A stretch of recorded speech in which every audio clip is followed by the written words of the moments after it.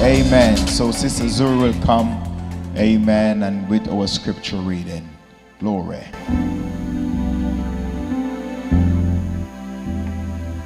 Hallelujah. Hallelujah. Good afternoon, church. Please stand for the scripture reading. Today I'll be reading Psalms 113, verses 1 through 6, and I'll be reading the NIV version. Praise the Lord. Praise the Lord, you his servants. Praise the name of the Lord. Let the name of the Lord be praised, both now and forevermore. From the rising of the sun to the place where it sets, the name of the Lord is to be praised.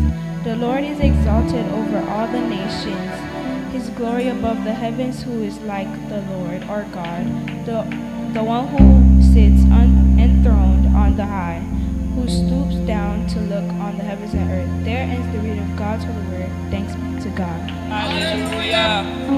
Hallelujah.